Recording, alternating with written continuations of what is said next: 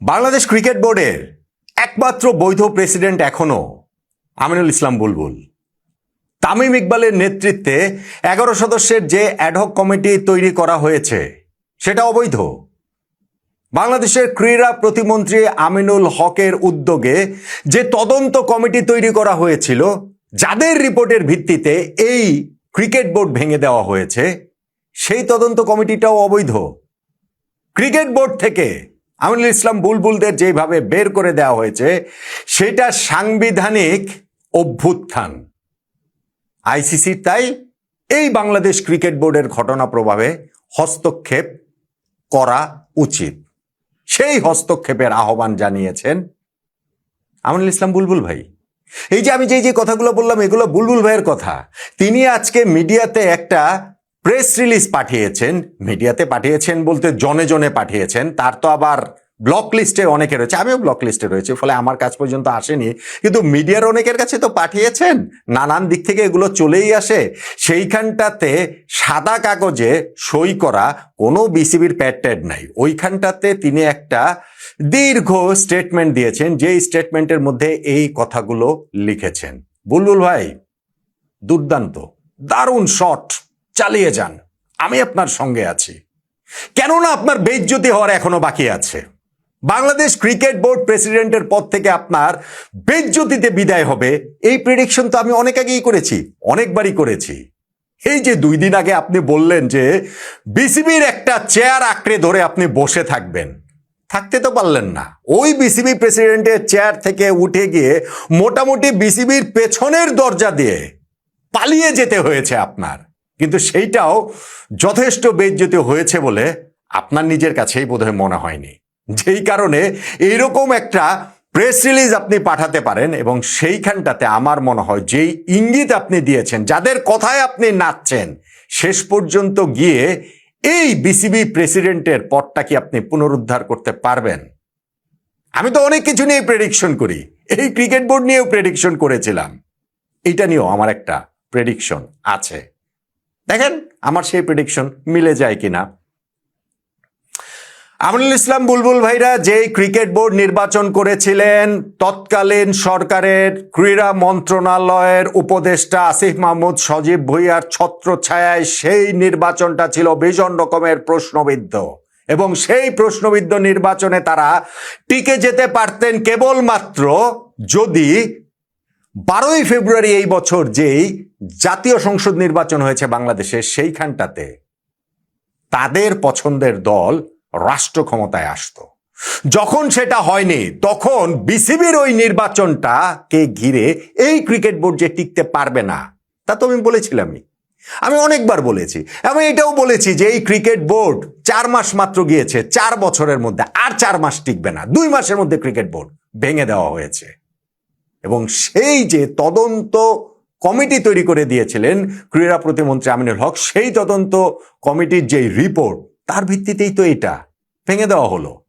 এখন বুলবুল ভাই আইসিসির দ্বারস্থ হচ্ছেন। আইসিসিতে তিনি বহু বছর চাকরি করেছেন, আইসিসি এসে তাকে আবার বিসিবি প্রেসিডেন্টের চেয়ারটাতে বসিয়ে দেবে, এরকম একটা প্রত্যাশার জায়গা তার রয়েছে।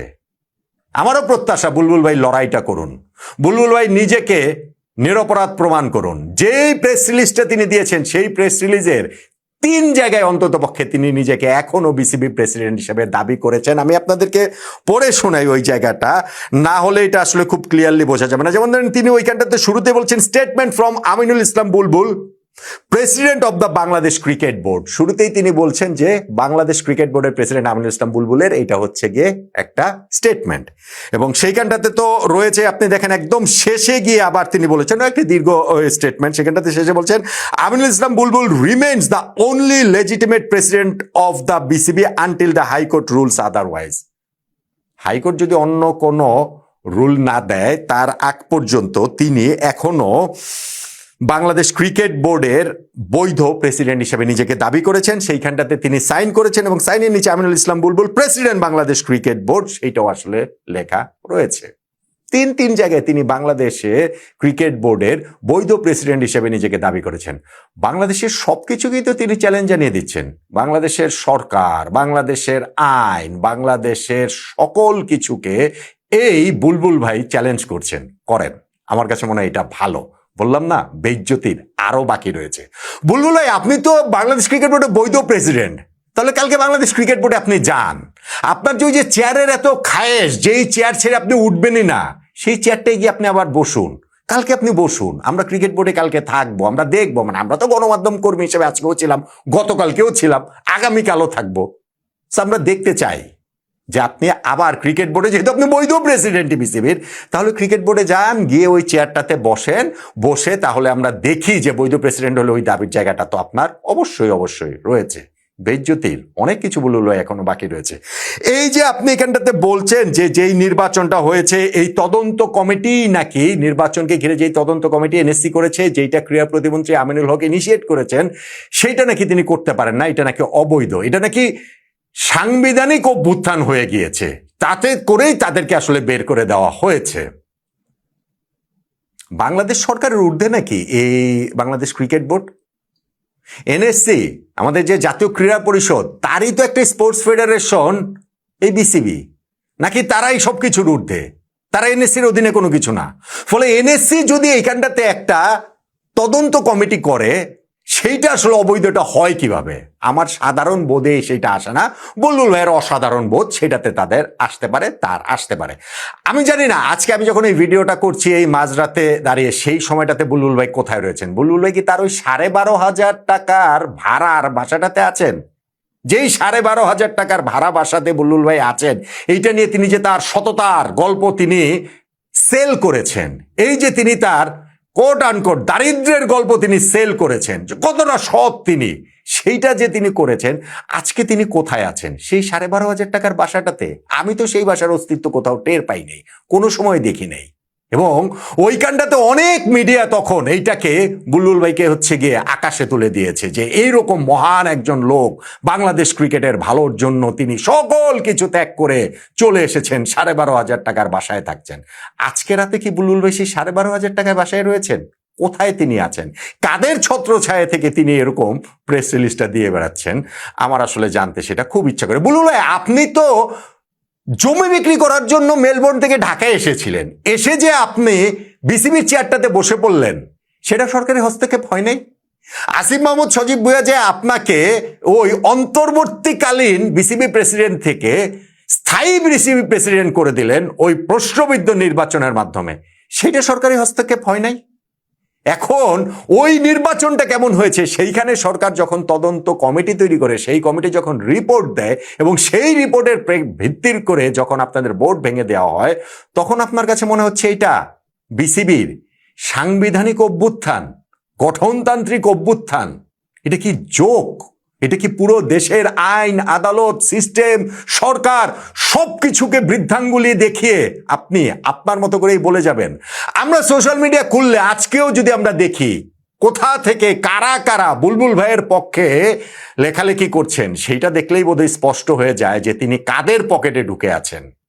ঢুকেছিলেন না, ঢুকে আছেন। আমি বারবার একটা কথা বলেছি, বাংলাদেশ যখন টি-20 বিশ্বকাপ খেলতে যায়নি, তখনই এইটা পুরোপুরি স্পষ্ট হয়ে গিয়েছিল যে এইটা বাংলাদেশ ক্রিকেটের বিপক্ষে একটা ষড়যন্ত্র, এবং সেই ষড়যন্ত্রে ক্রিকেট বোর্ড কোনো ভিকটিম না। Cricket board president Aminul Islam বুলবুল ভাই এইটার কোনো অসহায় শিকার না, বরং এইটার পার্ট তারা। ফলে আমি চাই বুলবুল ভাই আপনি এই লড়াইটা করেন, আপনি থাকেন, আপনি বাংলাদেশ ছেড়ে চলে যেন না, আপনি এখন এই লড়াইটা এই বাংলাদেশে থেকেই করেন। দেখতে চাই আমরা যে সত্যি সত্যি আপনার কতটা আপনি বৈধ বিসিবি প্রেসিডেন্ট রয়েছেন। আপনি আজকে আইসিসি কে আহ্বান জানাচ্ছেন, আইসিসি যেন এই ঘটনাটাতে হস্তক্ষেপ করে। বিরাট ওই প্রেস রিলিজের লাস্টে আপনি লিখছেন যে, কনক্লুশন দিচ্ছেন ওই জায়গাটাতে এসে যে we call upon the International Cricket Council to intervene immediately to protect the sanctity of our elected board. The ad hoc committee is illegal. ICC কে তিনি আহ্বান জানাচ্ছেন, বলছেন অ্যাড হক কমিটিটা illegal, the probe report is illegal. তদন্ত কমিটির report, তদন্ত report, সেটাও হচ্ছে গিয়ে অবৈধ তিনি বলছেন।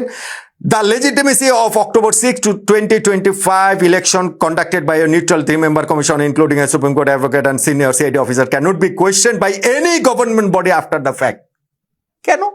গভর্নমেন্টকে আপনারা ওই একটা নির্বাচন করেছেন, সেই নির্বাচনকে কোনোভাবেই সেটা প্রশ্নবিদ্ধ করতে পারবে না, সেই জিনিসটা তারা এটা বলছেন। এইটা কিভাবে তারা বলেন? Aminul Islam Bulbul remains the only legitimate president of the BCB until the high court rules otherwise. তো ঠিক আছে, আপনি যদি ওই বৈধ প্রেসিডেন্টই হন, আপনার যদি এতই যদি মনে হয় যে না ঠিক আছে আমার বিপক্ষে সবাই মিলে ষড়যন্ত্র করেছে, এই বোর্ডের বিপক্ষে সবাই মিলে ষড়যন্ত্র করেছে, তাহলে লড়াই করেন, আপনি আইনত লড়াই করেন, আপনি আইসিসির কাছে যান।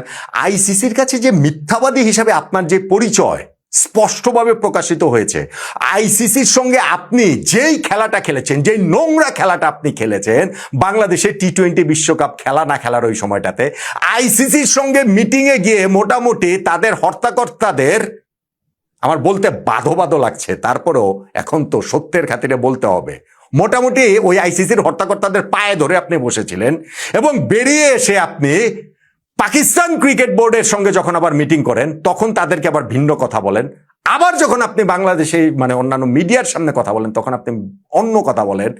আইসিসি হতভম্ব, একটা লোক এই লেভেলের মিথ্যুক কিভাবে হয়?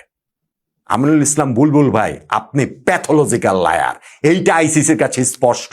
আমি বলেছিলাম আমি অনেকগুলো প্রেডিকশন অনেক ক্ষেত্রে করি, প্রেডিকশন খেলাটা আমার ভালো লাগে, সেটা মাঠের যেমন মাঠের বাইরেও তেমন। আমিনুল ইসলাম বুলবুল ভাইয়ের এই যে তিনি একটা মিডিয়া রিলিজ দিয়েছেন যেই কানটাতে তিনি বলছেন যে তিনি একমাত্র বৈধ প্রেসিডেন্ট, তামিমের এই অবৈধ অ্যাডহক কমিটিটা অবৈধ, আমিনুল হক ক্রীড়া প্রতিমন্ত্রী তার এই তদন্ত কমিটি যে তৈরি করেছেন যার ভিত্তিতে তাদেরকে বের করে দেওয়া হলো সেইটা অবৈধ, আইসিসির হস্তক্ষেপ তিনি কামনা করছেন। এবং সেইখানটাতে আমার প্রেডিকশন হচ্ছে আইসিসি ঘন্টা করবে, আইসিসি কচু করবে, আইসিসি কিচ্ছু করবে না। কারণ আপনি আপনার ওই মুখোশের খেলা বাংলাদেশ টি-20 বিশ্বকাপে যখন খেলেছে কি খেলবে না ওই সময়টাতে আইসিসিকে দেখিয়ে ফেলেছেন। বুলবুল ভাই, আপনি এখনো নাচছেন পাকিস্তানের কথায়, আপনি এখনো নাচছেন বাংলাদেশের একটা রাজনৈতিক গোষ্ঠীর কথায়, এবং আপনার সেই নাচটা বোঝা যায় যখন আপনি এরকম একটা প্রেস রিলিজ দেখেন। এরা আপনাকে শেষ পর্যন্ত ব্যাক করবে না বুলবুল ভাই, আপনাকে এরা একেবারে বেইজ্জতির চূড়ান্ত করবে, তাহলে তাদের যে উদ্দেশ্য সেই উদ্দেশ্যে হাসিল হয়। কিন্তু আপনি বাংলাদেশের প্রথম টেস্ট সেঞ্চুরিয়ান বুলবুল ভাই, আপনি বাংলাদেশের প্রথম বিশ্বকাপের ক্যাপ্টেন বুলবুল ভাই, আপনি বাংলাদেশ ক্রিকেট ইতিহাসের ফাইনেস্ট প্লেয়ারদের একজন বুলবুল ভাই, আপনি বাংলাদেশের ক্রিকেট রূপকথার অমর অংশ বুলবুল ভাই। বোর্ড প্রেসিডেন্ট হিসাবে আপনি যা করেছেন সেইটা ন্যাক্কারজনক, সেইটা লজ্জাজনক, সেইটা আপনার ক্রিকেট বোর্ডকে এই দেশের ক্রিকেট বোর্ডের ইতিহাসে সবচেয়ে ব্যর্থ ক্রিকেট বোর্ড হিসেবে মনে রাখার জন্য যথেষ্ট। আর এখন যখন আপনি এইরকম মিডিয়া রিলিজ দিচ্ছেন, এইরকম ভাবে আপনি আইসিসির হস্তক্ষেপ কামনা করছেন, অ্যাজ এ আপনার কথা শুনে আইসিসি এসে এইখানটাতে আমাদের ক্রিকেট বোর্ডকে অবৈধ বা আমাদের ক্রিকেটের উপরে নিষেধাজ্ঞা দিয়ে দেবে, এরকম একটা আশার জায়গা যে আপনার রয়েছে, এবং তারপরে গিয়ে আপনি আপনার সেই প্রিয় পছন্দের আপনার সেই লোভনীয় বিসিবি প্রেসিডেন্টের চেয়ারটাতে আবার বসে যাবেন। করেন না বুলবুল ভাই, আপনি করেন, আমরা আছি, আমরা সেটা দেখার জন্য রয়েছে। আপনি কালকে বিসিবিতে আবার যান, পরশু আবার বিসিবিতে যান, আবার বিসিবি প্রেসিডেন্টের রুমে যান, সেই চেয়ারটা আপনি দখল করে বসেন, আইসিসির সঙ্গে মেল চালাচালি করেন, পাকিস্তান ক্রিকেট বোর্ডের সঙ্গে আপনি পারলে আরেকবার গিয়ে কাইট ডিপ্লোমেসি করেন, মহসিন নাকভির সঙ্গে আপনি টেলিফোনে সারাক্ষণ বসে থাকেন, বাংলাদেশের ওই নির্দিষ্ট রাজনৈতিক গোষ্ঠী এবং সোশ্যাল মিডিয়া বাহিনী যে রয়েছে তাদের সঙ্গে আপনি তাদের পকেটের ভিতরে ঢুকে বসে থাকেন, কিন্তু আপনি যে একমাত্র আমাদের বিসিবির বৈধ প্রেসিডেন্ট সেইটা প্রমাণ করেন, সেইটা আমি দেখতে চাই। কিন্তু আমি বললাম না, আমার যে প্রেডিকশন, সেই প্রেডিকশন হচ্ছে আপনার বেইজ্জতি যথেষ্ট পরিমাণে হয়েছে। যেইভাবে আজকে আপনাকে ওই প্রিয় চেয়ার ছেড়ে বিসিবির পেছনের দরজা দিয়ে বেরিয়ে যেতে হয়েছে, ওইটাই যথেষ্ট বেইজ্জতি না। আপনার আরো চূড়ান্ত বেইজ্জতি যদি হয় তাহলে আপনাকে নিয়ে যারা এই খেলাটা খেলছে তাদের লাভ হবে, কিন্তু আপনার ইজ্জতের যদিও এখনো কিছু বাকি থাকে সেইটাও আর কিছু থাকবে না। ফলে বুলবুল ভাই এই খেলাটা খেলেন, এই খেলাটা আসলে আমি দেখতে চাই, এবং দেখতে চাই যে আসলে আমার এই প্রেডিকশনটা কতটা ঠিক হয় কিংবা না হয়। বলেছিলাম আপনার বেইজ্জতিতে বিদায় হবে, হয়েছে। বলেছিলাম ওই 12ই ফেব্রুয়ারি জাতীয় সংসদ নির্বাচনে 4 মাসের মধ্যে বিদায় হবে, 2 মাসের মধ্যে বিদায় হয়েছে। এখনো আমি বলছি, আপনি আইসিসির আহ্বান যে করেছেন, আইসিসি আপনার এখানে কিচ্ছু করবে না এবং আপনার জন্য আরো বেইজ্জতি অপেক্ষা করছে। আপনি বাংলাদেশ ছেড়ে যেয়েন না। আমি এটা জানি না বলাটা ঠিক হবে কিনা যে আপনার দেশ থেকে যেন নিষেধাজ্ঞার ব্যবস্থাটা করা হয়।